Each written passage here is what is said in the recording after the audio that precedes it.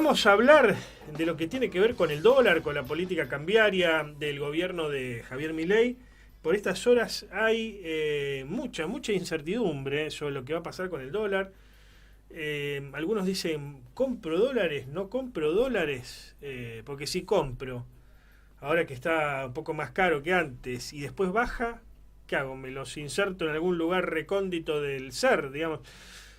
Y si no compro y después sube el dólar, me voy a quedar con la culpa y bueno, y se me va a devaluar más el dinero, ¿no? Voy a salir perdiendo. Bueno, ¿qué hacer? ¿Qué hacer, no? Ellos lo que tienen algo de recursos como para comprar divisa estadounidense, pero están también los otros que no tienen casi nada o nada y dicen, bueno, si sube el dólar, también me suben los precios en el supermercado, ¿no? Cuando voy a comprar sale todo más caro. Bueno, ¿qué va a pasar con la política cambiaria del gobierno? ¿Qué va a pasar con este tema de las tasas de interés que mencionan los medios, que hablan los medios? ¿Qué va a pasar con las LEFID?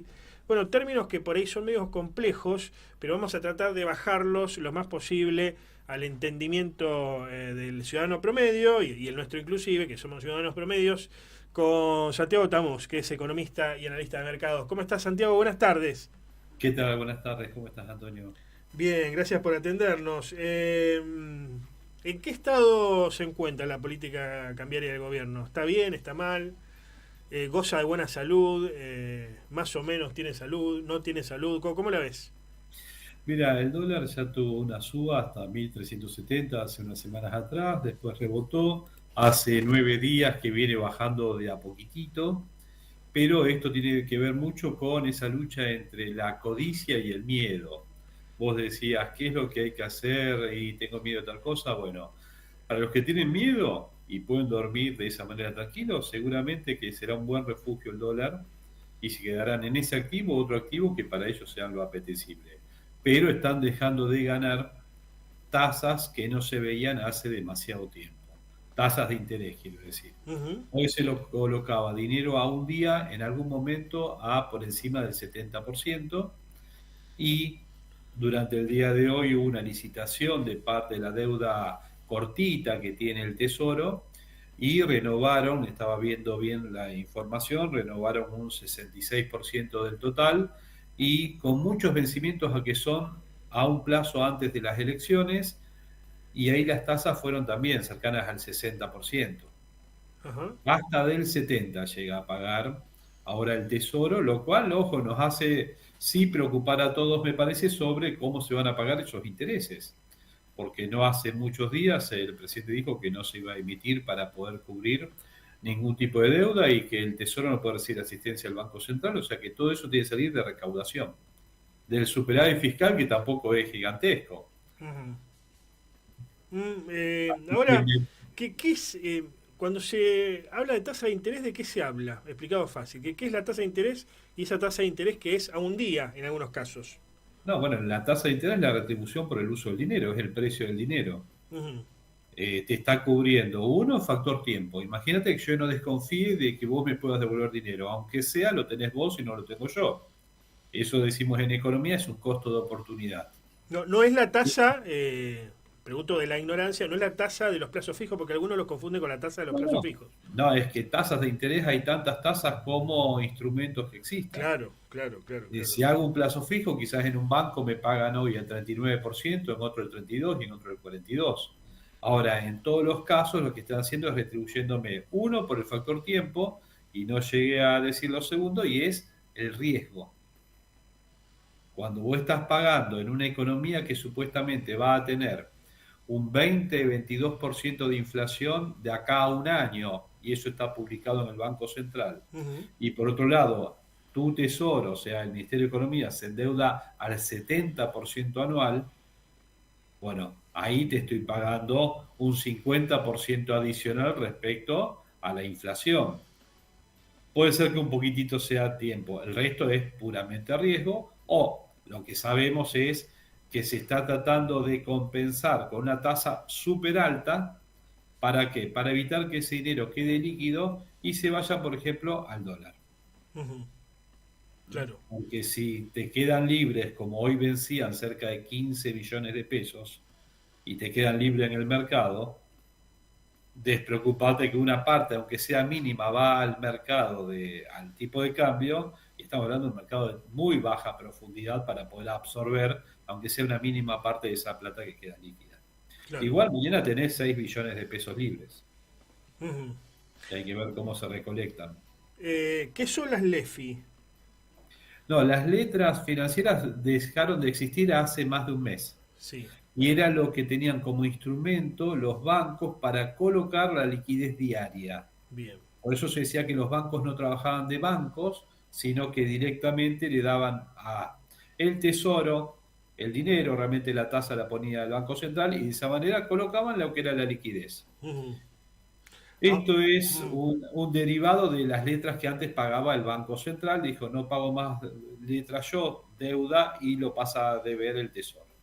Ahora, no pocos economistas liberales, ya no digo keynesianos o kirchneristas, sino liberales como Melconian, como Kachanowski, salieron a criticar cómo procedió el gobierno con las LEFI. ¿Por qué lo critican, digamos? Y si es Porque acertada o no esa crítica.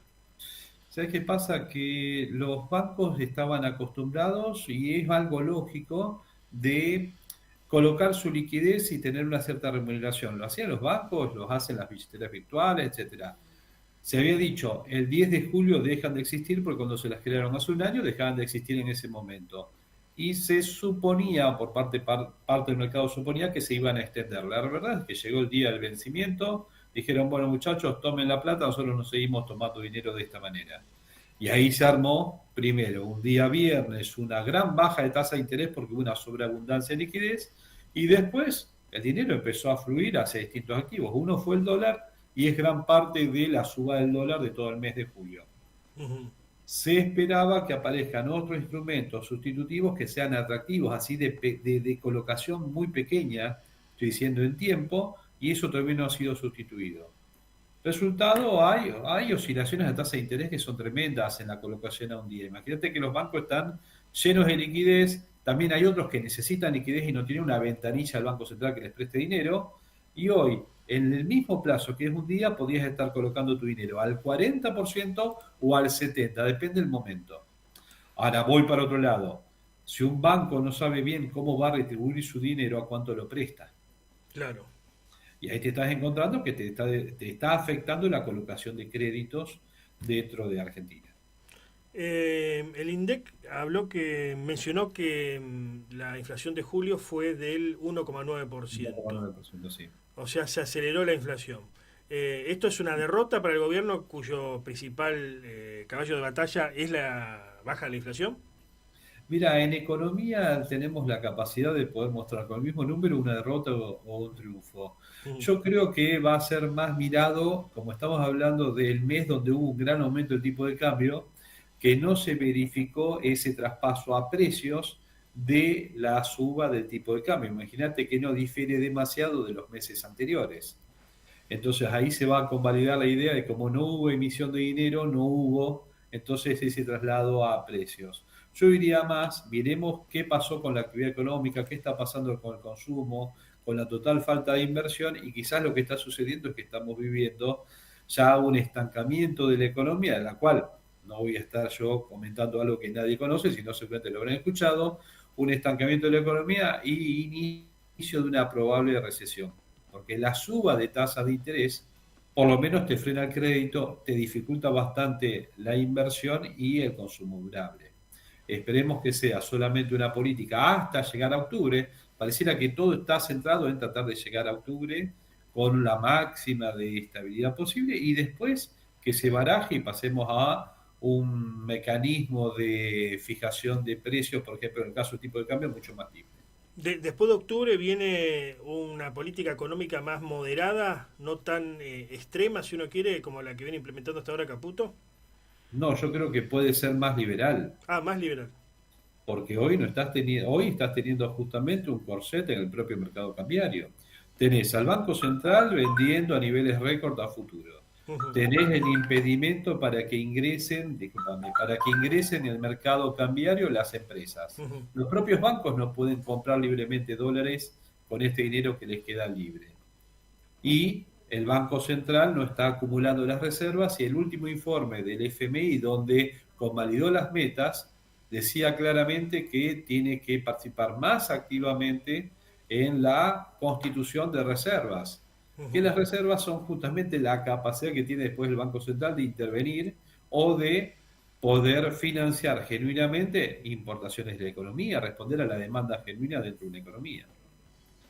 Eso no se está haciendo hoy. Bien, bien, bien, bien, bien. Gracias por este contacto, por estos minutos, Santiago. Gracias a vos, Antonio. Nos vemos. Un abrazo. Adiós.